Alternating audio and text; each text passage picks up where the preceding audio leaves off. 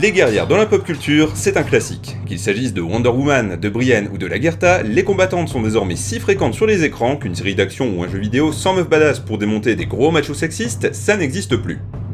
Pourquoi pas, c'est parfois bien écrit, elles pètent souvent la classe, et puis, faut pas se mentir, c'est toujours agréable à l'œil.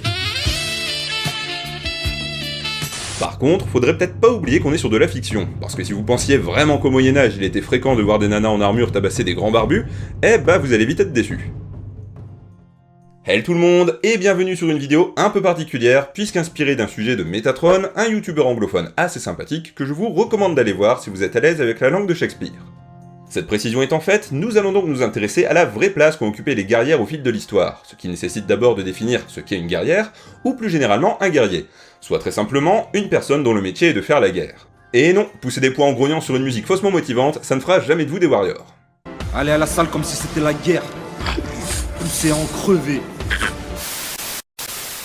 Bref, pour ce qui est de savoir si des femmes ont bel et bien exercé dans l'ancestrale profession du bottage de cul, la réponse rapide est oui. En France, nous avons eu Jeanne d'Arc, la Grande-Bretagne a connu Boadicée, le Japon a eu Tomo et Gozen, tandis que le Bénin aura pour sa part vu combattre les Amazones du Dahomey, lesquelles ont d'ailleurs inspiré les guerrières de Black Panther. C'est donc indéniable, sur 3000 ans d'histoire, on a bel et bien vu des femmes distribuer des mandales, et ce dans les règles de l'art. Néanmoins, on peut en toute légitimité se poser une autre question, laquelle permettra peut-être d'apporter une réponse un poil plus nuancée. La présence de ces femmes guerrières était-elle fréquente, ou relevait-elle au contraire de l'exception? Ça pourrait bien casser quelques mythes, mais dites-vous qu'à vue de nez, 99,9% des combattants de l'histoire étaient des hommes. Car hormis quelques figures célèbres comme celles que j'ai citées, faire la guerre avec des armées complètes de femmes, c'est soit un fantasme de geek ou de dictateur. En effet, si quelques corps d'élite exclusivement féminins ont existé, à l'image des Onabu Geisha japonaises, on est loin d'une généralité, et les groupes de guerrières les plus célèbres de l'histoire relèvent en majeure partie de la mythologie. On peut citer à cet égard les légendaires Amazones de la Grèce antique, ou encore les célèbres filles d'Odin, les Valkyries, qui ont alimenté bien des sagas scandinaves.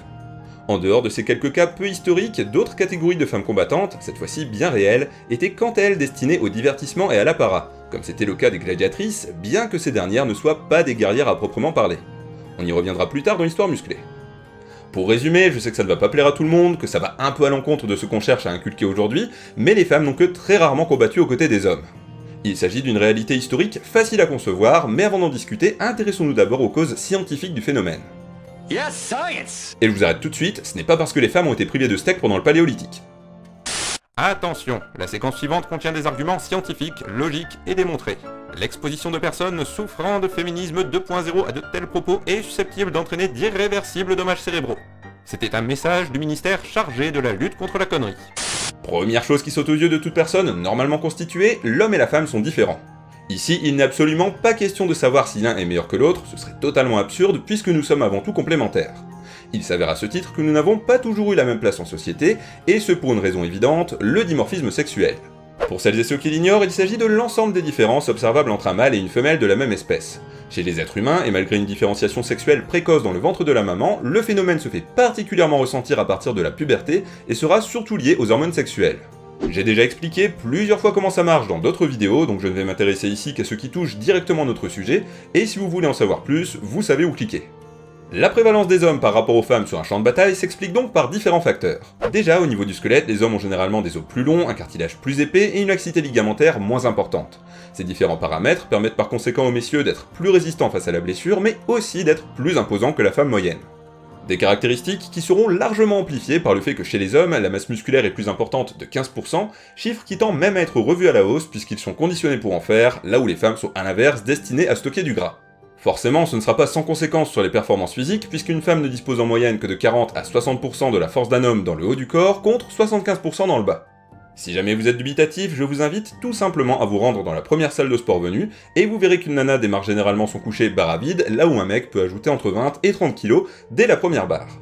Ça peut sembler beaucoup, et encore je ne parle que des débutants, parce que chez des sujets entraînés, l'écart devient tellement énorme que même Moïse se retrouverait en PLS.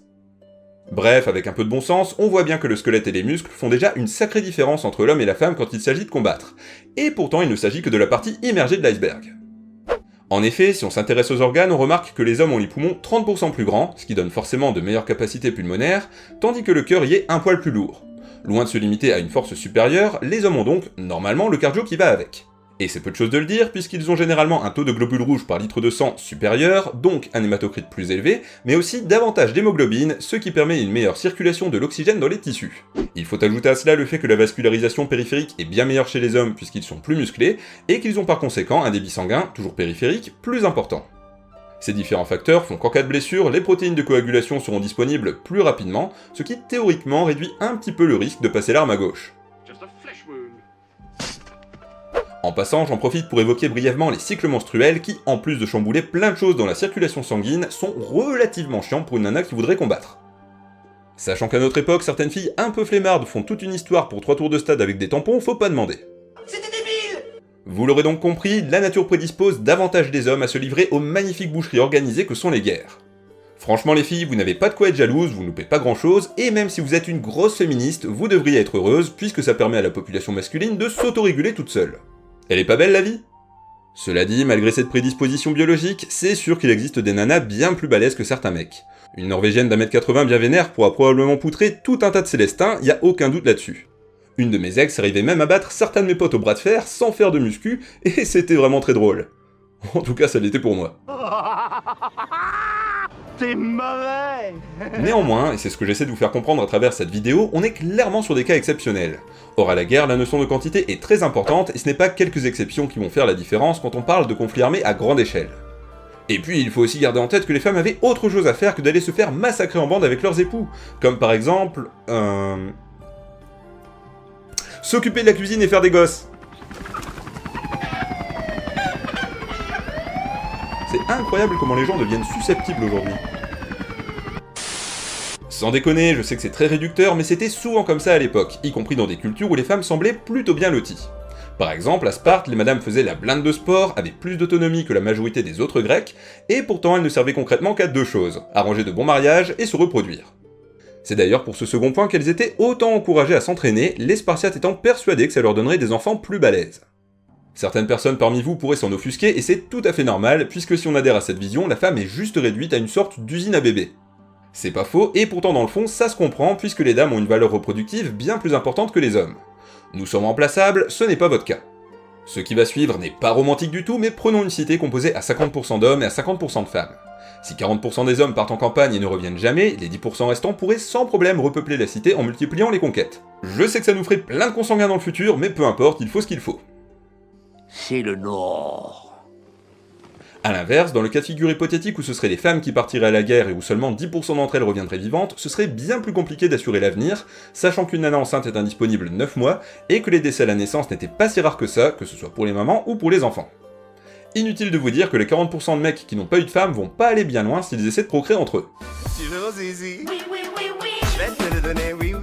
Quoique je dis ça, mais maintenant avec la magie du progrès, on ne sait jamais. Finalement, que ce soit pour des raisons biologiques évidentes ou tout simplement par bon sens, les femmes n'ont que très rarement porté les armes au fil de l'histoire. Si on connaît plusieurs figures célèbres et autres groupements féminins qui ont effectivement cassé des culs, il ne s'agit là que d'exceptions qui confirment la règle. J'ai conscience d'aller contre-courant avec l'énorme hype historico-féministe qu'on retrouve aujourd'hui dans les médias et notamment sur YouTube. Cela dit, mon propos n'a jamais été de dire que les hommes sont meilleurs que les femmes ou je ne sais quoi, ce serait complètement débile puisque nous avons avant tout des rôles différents en société, et ce depuis la nuit des temps. Ce qui a vraiment changé ces derniers siècles, c'est qu'on se rend moins compte, puisqu'avec les progrès de la technologie et la sédentarisation, ces différences n'ont plus toujours lieu d'être, et notamment dans le champ militaire où on n'a plus besoin de porter une armure de 40 kg pour aller taper en pleine mêlée sur son voisin. Par conséquent, en ce qui me concerne, je ne vois aucune objection à travailler d'égal à égal avec une femme, même si, dans le cadre d'un aménagement, c'est vrai que ça me ferait un peu sourire. On en reparlera quand il faudra porter quelque chose de lourd. On arrive tout doucement au terme de cette vidéo. Pour conclure, n'oubliez pas que la parité, c'est une grosse idée de merde dans tous les milieux, puisqu'il vaut mieux choisir les personnes pour ce qu'elles valent, plutôt que pour ce qu'elles sont, quitte à n'avoir que des hommes ou que des femmes. Voilà, ça c'est dit. Dans tous les cas, je trouvais assez intéressante l'idée de donner un équivalent français à ce qu'avait fait Metatron, d'autant qu'il a réussi à tourner le truc assez intelligemment et sans se faire démonter par les SJW. J'espère que j'aurai le même destin, et si cette vidéo vous a plu, je vous encourage à la partager massivement, à vous abonner, à liker et à commenter. Enfin, si vous voulez un exemple actuel de meuf badass, je vous invite à aller voir la page Facebook des Lionnes du Nord, une équipe féminine de BO remplie de nanas sympas, jolies, et qui en plus peuvent vous plier en 4 à un bras. Sur ce, il ne me reste plus qu'à vous dire à la prochaine pour une autre vidéo, je vous souhaite un bon entraînement et je vous fais des bisous. Salut tout le monde!